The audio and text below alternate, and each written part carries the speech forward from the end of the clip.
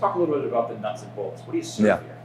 Wines from all over the world, beers from all over the world, and some wine-based spirits that qualify under a tavern wine and beer license. But the concept originally, which was conceived by Stephanie Mira de Orduña, who is now Stephanie Fenner, who is my original partner here, she is a brilliant wine mind. She had this idea to pair wines by varietal, by location. We would offer flights of wines, which we still do. We'd have about 5 wines to a flight. And always a Finger Lakes wine, unless the wine were specific to a space. We might have 5 wines in a vertical tasting from, let's say, Spain, for example. But typically we do flights organized by varietal or style. So it might be 5 rosés, 1 from the Finger Lakes, the other 4 would come from regions like the Rhone. We might have an Austrian rosé. We would have a rosé from Napa. These are all just examples.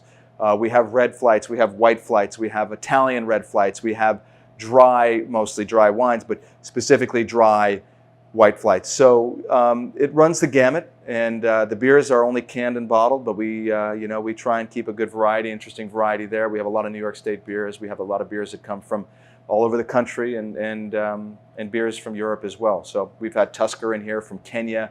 We've had some Southeast Asian beers. So it's just an ever-evolving organism. Frankly, there's no real rhyme or reason to it. It's just fun to be creative, and it's nice to have the good fortune to be able to do that and have people respond well to it.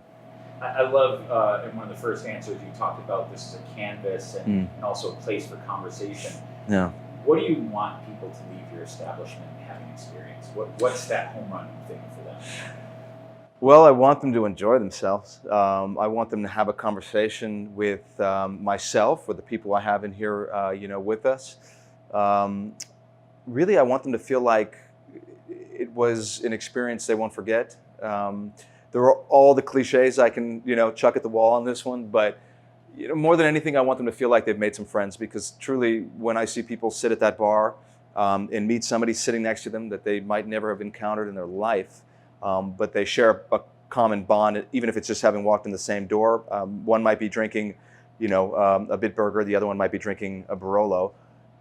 They're talking and they're coming from different places or whatever it might be. So just me personally, I'm human connection is the most important thing in so many ways. If it's family, if it's friends, if it's just people on the other side of the universe, we need that in this world. I mean, that's my personal philosophy. So if this tiny little hole in the wall can bring a couple people closer together over whatever that might be, then I feel like that's the golden ticket. That's the home run for me. And to be able to run a business at the same time is the bonus, obviously. But it's really about that kind of maybe more altruistic tilt that I think people who come in here desire as much as I do, being the person behind the bar.